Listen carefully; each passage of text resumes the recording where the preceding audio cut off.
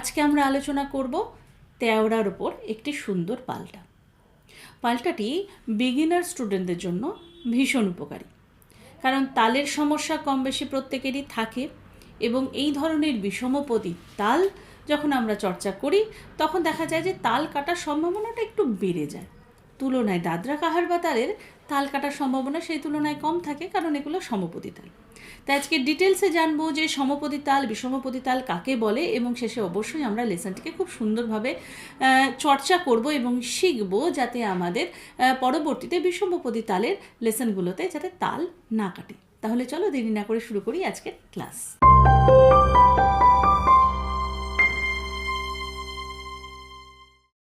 নমস্কার, আমি বাবলি বিশ্বাস আর আপনাদের স্বাগত আমার ক্লাসে। তবে ক্লাসে যাওয়ার আগে বলি, যারা আমার অনলাইন এবং অফলাইন ক্লাসের সঙ্গে যুক্ত হতে চান তারা এই মুহূর্তে স্ক্রিনে যে নাম্বার দেখতে পাচ্ছেন সেই নাম্বারে কল করে নিয়ে ক্লাসের ডিটেলস জেনে নিতে পারেন। এছাড়া এটি হোয়াটসঅ্যাপ নাম্বার, এই নাম্বারে নিজেদের নাম, বয়স এবং স্কেল জানিয়ে অ্যাজ এ স্টুডেন্ট নিজেকে এন্ট্রি করতে পারেন। যথাসময় আমার সহকারী আপনাদের সঙ্গে যোগাযোগ করে নেবে। তাহলে প্রথমেই আসি তেওড়া তাল, কিন্তু তার আগে আসি সমপদী তাল এবং বিষমপদী তাল বলতে কী বোঝানো হয়। যে সমস্ত তালের মাত্রা সংখ্যা সমান থাকে তাদের আমরা সমপদী তাল বলি। অবশ্য সমপদী এবং বিষমপদী তাল কাকে বলে এটা বুঝতে গেলে সবার প্রথমে যেটাকে আমাদের জানতে হবে সেটা হচ্ছে ছন্দ বিভাগ।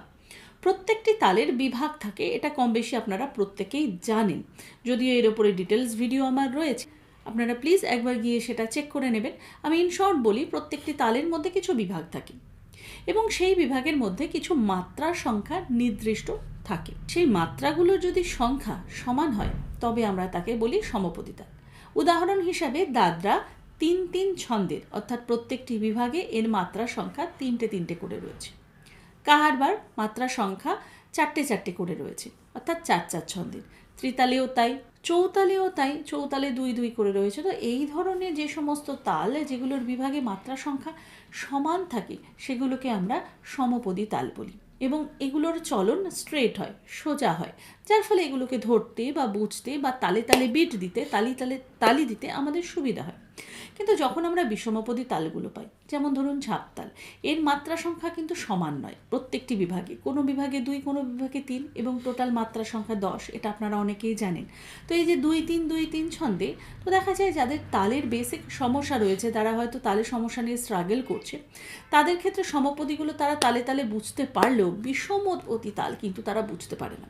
সেক্ষেত্রে কিভাবে তালি খালি দিতে হবে সেটা বুঝতে পারে না, বা এই যে ছন্দটা, এই যে চলার যে এঁকে বেঁকে চলার যে একটা বিষয়, সেটা তারা বুঝতে পারে না। ফলে কি হয়, তাল কেটে যায়। তো আমাদের খুব বেশি পরিমাণে কিন্তু বিভিন্ন ধরনের পাল্টা চর্চার মাধ্যমে, বিভিন্ন ধরনের বন্দি সেই তালের উপর বা বিভিন্ন ধরনের গানের মাধ্যমে আমাদের কিন্তু বিষমপদী তালগুলোর বহু চর্চা প্রয়োজন। যাদের তালের সমস্যা তারা কিন্তু এই সমাধান খুঁজে পাবে। তাহলে চট করে আমরা যাই আজকে তেওড়া তাল। তেওড়া তালের বোল আমরা 2 রকমের করতে পারি। এক হচ্ছে ধি ধি না, ধি না, ধি না। তাহলে এই যে 1 2 3, 1 2 1 2, তাহলে যদি আমরা তালি দিই তাহলে তালিটা কিন্তু কীরকম পড়ে, ধি ধি না, ধি না, ধি না।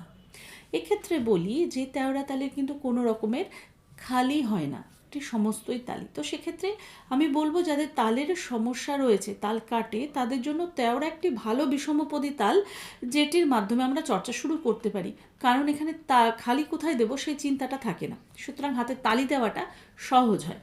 তো ধি ধি না, ধি না, ধি না। আমাকে খেয়াল রাখতে হবে 3টে বিটের পর একটা তালি পড়বে, আবার 2টো বিটের পর আবার শেষ তালিটা পড়বে। তো এইভাবে আমাদের তালটাকে আগে অভ্যেস করতে হবে। ধি ধি না, ধি না, ধি না ছাড়াও এর আরও একটি বোল রয়েছে, ধা দেন তা, তে টেকা গদি ঘেন। এটাও এক্স্যাক্টলি একই রকম, 3-2-2 ছন্দে বিভক্ত। ধা দেন তা, তেটে কতা গদি ঘেনে, ধা দেন তা, তেটে কতা গদি ঘেনে ধা। তো যখনই আমি কোনো পাল্টা চর্চা করতে যাব, সবার আগে আমাকে এই তালটাকে ভালো করে বুঝতে হবে, তালের বোলটাকে ভালো করে শুনতে হবে এবং ডিজিটাল তবলার মাধ্যমে বা আপনার সাথে তবলিয়া যিনি সঙ্গতে আসছেন তার সাথে সাথে বোল বলাটা প্র্যাকটিস করতে হবে। যখনই আমরা কোনো সরগম পাই বা পাল্টা পাই পার্টিকুলার কোনো তালের ওপর, আমাদের মধ্যে একটা তাড়াহুড়ো থাকে, সোজাসুজি আমরা সেই পাল্টাটায় ফোকাস করি এবং পাল্টাটা গাইতে শুরু করি। এতে করেই কিন্তু সমস্যার সৃষ্টি হয়, এতে করে তো আপনার তালের সমস্যা মিটবে না। কারণ আপনার যে তালটা, যেটার জন্য আপনার সমস্যা, সেটাকে নিয়ে আপনি কোনো রকম চর্চা করছেন না। তো ভালো করে আগে তালটাকে বুঝুন, প্রত্যেকটা তালের ঝোঁকগুলোকে শোনার চেষ্টা করুন, ধায়ের সাউন্ড কীরকম শোনার চেষ্টা করুন, তেটের সাউন্ড, কাতার সাউন্ড, ভালো করে তালটিকে বুঝুন, যতটা ভালো করে আপনি সুরটাকে বোঝার চেষ্টা করছেন। এই পার্টটা করে নেওয়ার পর তারপর পার্টিকুলার সেই তালের উপর আপনি চর্চা শুরু করতে পারেন। এইবার আমরা সরাসরি যাব আজকে সেই পাল্টাতে। আপনারা স্ক্রিনে এই পাল্টাটি দেখতে পাচ্ছেন। তাহলে স্ক্রিনে আপনারা লক্ষ্য করুন যেটা রয়েছে সা গা সা রে গা মা। একটু বুঝে নিই, সা গা সা মানে 1 2 3, সা গা সা 1 2 3। এবার রে গা, এটা 1 2, কিন্তু সা রে গা মা, এখানে সা রে গা মা যুগ্ম স্বর ব্যবহার করা হয়েছে, অর্থাৎ সা রে একটা বিটে, গামা একটা বিটে। সুতরাং একটা বিটে আমাদের দুটো করে স্বর যাবে, একদম শেষের বিভাগটি। এবার আপনারা সম্পূর্ণ স্ক্রিনে নোটেশনটা দেখতে পাচ্ছেন এবং অবশ্যই এর সাথে আমার সাথে করুন। তো প্রথমে আমি একবার তাল ছাড়া গেয়ে দিচ্ছি, বিষয়টা আপনাদের বুঝিয়ে দিচ্ছি, তারপরে এবার আপনারা তালের সাথে জিনিসটাকে শেষে আমি বোঝাচ্ছি। সা গা সা রে গা মা রে গা মা পা গা মা পা ধা মা পা ধা নি পা ধা নি সা। অবরোহ সা দা সা নি ধা পা নি ধা পা মা ধা ধা পা মা গা পা মা রে মা গা রে সা। তালে যাওয়ার আগে আরও একটা বিশেষত্ব বলি।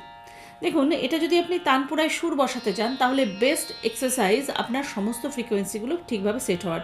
সা গা সা, এবার রে গা সা রে গা মা, সা গা সা রে গা মা রে গা মা পা। তো প্রত্যেকটা নোট আপনাকে এখানে বুঝেই কিন্তু গাইতে হবে। তো এটাকে যদি আপনি ভাবেন যে সুর বসানোর জন্য আমি ব্যবহার করব, সেটাও কিন্তু হবে।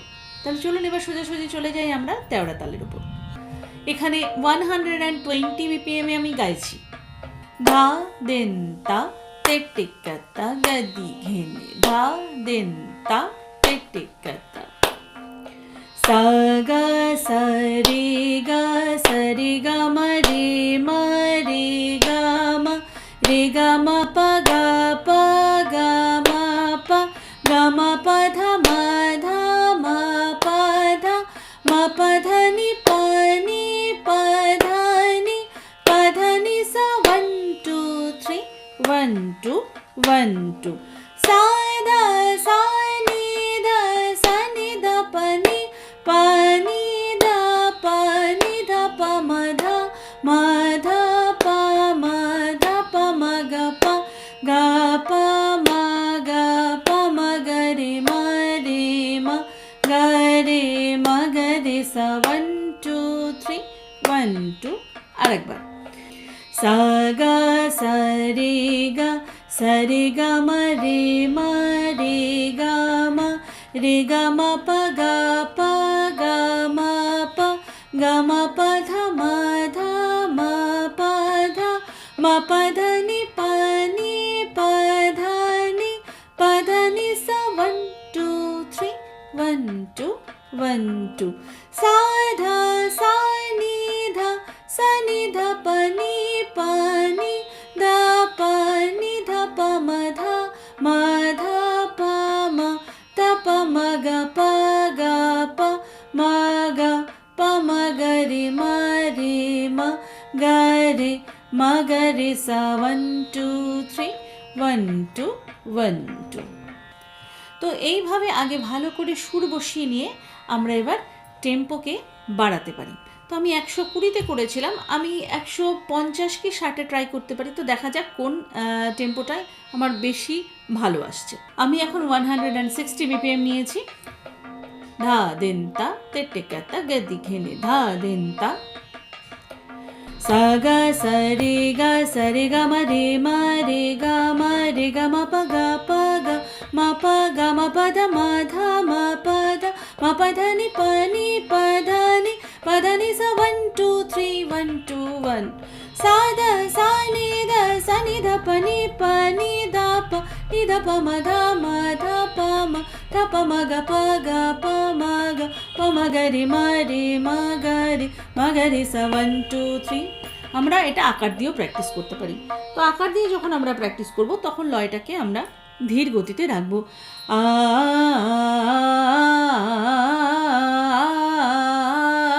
আ আ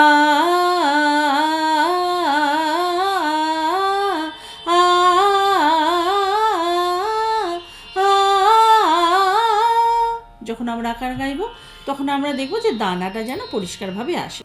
এবং অবশ্যই এর সাথে হাতে তালি খালি দিয়েই কিন্তু আমাদের প্র্যাকটিস করতে হবে, যাতে তাল কাটার সমস্যা বা তালটা চেনার যে চেষ্টা সেটাতে যেন কোনো রকমের খামতি না থাকে। তাহলে এই ছিল আজকের লেসন। আশা করি তোমাদের ভালো লেগেছে। যদি ভালো লেগে থাকে তাহলে অন্য পরবর্তী কোন তালের ওপর তোমরা ভিডিও চাও বা পাল্টা চাও, ঠিক সেই তালের নামটাকে মেনশন করে নিচে কমেন্ট করো।